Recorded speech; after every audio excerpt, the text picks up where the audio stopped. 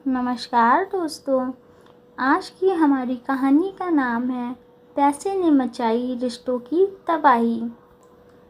कहते हैं कि इस दुनिया में रिश्तों से बड़ी कोई अमूल्य वस्तु नहीं होती।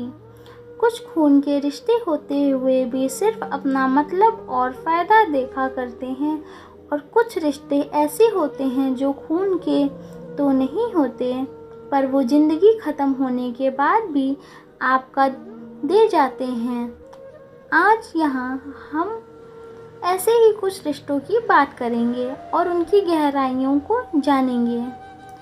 ये कहानी शुरू होती है आज से कुछ 30 से 32 साल पहले। जगह थी दिल्ली।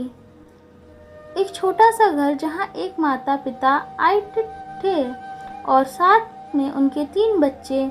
2 लड़के हो जाने के बाद उन्होंने तीसरी लड़की चाही थी। तीसरा भी लड़का हुआ। ये कहानी है उसी तीसरे लड़के की, जिसका नाम था महेश। महेश का बचपन से ही बिल्कुल खुला छोड़ा हुआ था। छोटा सा मोटा सा बच्चा जो अपनी ही धुन में रहता था, जो बचपन से ही बहुत बुद्धिमान था। माता पिता का ज़्यादा ध्यान अपने बड़े दोनों बच्चों पर ज़्यादा रहता था। शायद तीसरे पर इतना ध्यान न देने की वजह से वह बड़े दोनों बच्चे उतने बुद्धिमान नहीं थे जितना महेश था। महेश अपनी पढ़ाई खुद करता। महेश का पहला स्कूल 5वीं कक्षा तक ही था। जब 6वीं कक्षा में महेश को दूसरे स्कूल में दाखिला लेना था, तब उसके पिताजी दिल्ली में नहीं थे और माँ ने स्कूल जाने से मना कर दिया था।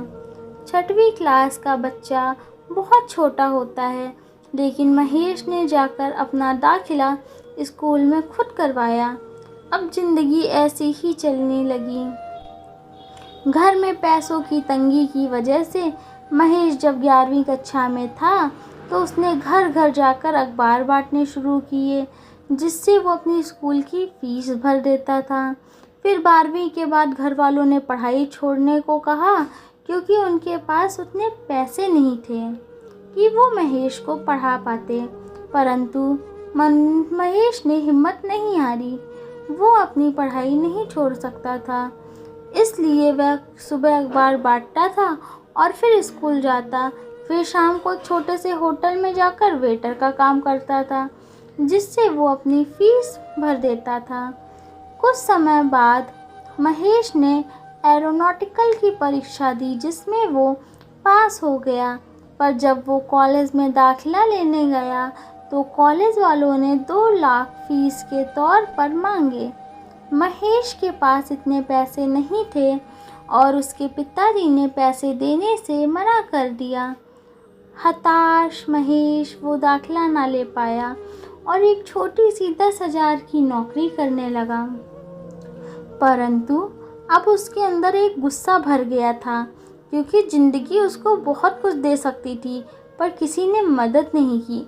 इसलिए वो भी आम लोगों की तरह एक साधारण सी नौकरी करने लगा। पर उसके अंदर कुछ कर दिखाने की क्षमता बहुत पहले से ही थी। नौकरी के साथ साथ उसने अपना एक व्यापार शुरू किया। बहुत जगह से उधार लेके धीरे धीरे वो व्यापार खूब बढ़ने लगा।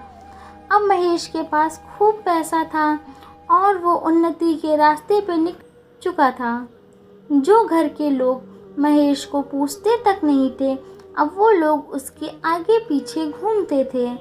महेश उनके लिए सब करता था, क्योंकि वो अपने आप को एक पेड़ की तरह समझता था और अपने मन में कहता था कि मैं बस इस दुनिया में सबको छाया देने के लिए आया हूँ, भले ही कोई मुझे सहारा दे या ना दे।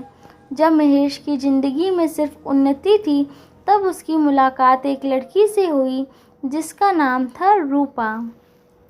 महेश और रूपा की अब अच्छी बातचीत शुरू हो गई थी और वो दोनों अच्छे दोस्त बन गए थे। परंतु उनकी ये दोस्ती कब प्यार में बदल गई पता ही नहीं चला, और एक दिन उन दोनों ने ये इजहार कर दिया कि वो दोनों एक दूसरे से प्यार करते हैं। रूपा महेश के कारोबार में उसका हाथ बटाने लगी। वो दोनों ऐसे हो गए थे कि जहाँ महेश होगा वहाँ रूपा आपको मिल ही जाएगी। वो एक पल के लिए भी नहीं छोड़ते थे एक दूसरे को। घर वालों को सब पता था पर कोई कुछ कहता नहीं, क्योंकि महेश सबकी पैसों से मदद करता था। धीरे धीरे महेश का वक्त पलटा और उसे कारोबार में नुकसान होना शुरू हो गया। उन दोनों ने अपने कारोबार को बचाने की खूब कोशिश की, पर वो नीचे गिरता ही रहा। महेश की हालत ये थी कि वो अपने घर में किसी की मदद नहीं कर पा रहा था। उसके पीछे उधार वाले पड़े हुए थे, जिससे लोग उसके घर आ रहे थे पैसे मांगने के लिए। जो घर वाले कभी बोला भी नहीं करते थे, आज सबके मुंह खुलने शुरू हो गए थे। अब सब जगह चर्चा ये भी थी कि ये सब इसलिए हो रहा है क्यों रूपा के पैर महेश के लिए अच्छे नहीं हैं, और इस तरह से रूपा को महेश के बर्बाद होने का कारण बताया जा रहा था। पर बात आगे बढ़ती उससे पहले महेश ने ये ऐलान कर दिया कि वह रूपा से बहुत जल्द शादी करने वाला है। ये बात किसी को हजम नहीं हुई और पूरा घर महेश के अगेंस्ट खड़ा था। अब घर में सबने मिलकर यह तय किया कि अगर महेश को दोबारा से खड़ा करना है तो किसी भी तरह इस लड़की को महेश की ज़िंदगी से हटाना पड़ेगा। इसके लिए उन्होंने बहुत सारे उपचार किए, महेश के नाम की पूजा करवाई, रूपा पे इल्ज़ाम लगाया कि उसने महेश के ऊपर कुछ ऊपरी चक्कर करवा रखा है, पर वह नहीं माना। उसका प्यार वैसे ही बरकरार था। बात इतनी बढ़ गई थी कि रूपा को अलग करने के लिए कुछ लोगों ने रूपा पर यह इल्ज़ाम तक लगा दिया कि वह एक चरित्रहीन लड़की है। और ये बात जब महेश के कानों तक आई तो महेश को बहुत गुस्सा आया। उसने लोगों को खुलकर जवाब दिया, पर उसके प्यार में कोई कमी नहीं आई। उस समय रूपा बिल्कुल टूट चुकी थी, पर महेश ने हार नहीं मानी। अचानक से जब एक दिन रूपा एक मंदिर गई और वहां जाकर अपने और महेश की जन्म कुंडली दिखाई, तो पंडित ने बताया कि आपके पैर बहुत ही मनहूस हैं। इस लड़के के लिए आप जब तक इसकी ज़िंदगी में रहोगे तब तक ये कभी नहीं उठ पाएगा। ये सब सुनकर मानो रूपा बिल्कुल टूट ही गई हो। उसने सोचा और सोचने के बाद यह नतीजे पर पहुंची कि अब वो महेश की ज़िंदगी से बहुत दूर चली जाएगी और उसने कभी बात नहीं करेगी। शायद तब ही सब ठीक होगा। उसने ऐसा करना चाहा, पर वो अपने आप को रोक नहीं पाई और महेश के प्यार ने ऐसा करने नहीं दिया। फिर अंत में रूपा ने यह निर्णय लिया कि वो इस दुनिया से चली जाएगी, क्योंकि जब तक इस दुनिया में रहेगी वो महेश से दूर नहीं रह पाएगी। तब उसने महेश के लिए एक पत्र लिखा, जिसमें ये लिखा था कि महेश, मैं अब और ये जिल्लत भरी ज़िंदगी नहीं जी पा रही हूँ। अब मेरा इस दुनिया से जाना ही ज़रूरी है। हो सके तो मुझे माफ़ कर देना। और अंत में उसने लिखा कि महेश, अगर तुमने मुझसे कभी भी प्यार किया होगा तो तुम दोबारा से अपने व्यापार को उसी तरह खड़ा करोगे और अपने औंधों को वापस से वहीं लाओगे। एक दिन फिर पता चला कि रूपा ने आत्महत्या कर ली थी। महेश को बहुत बड़ा धक्का लगा था, मानो वो बिल्कुल ख़त्म सा हो गया था।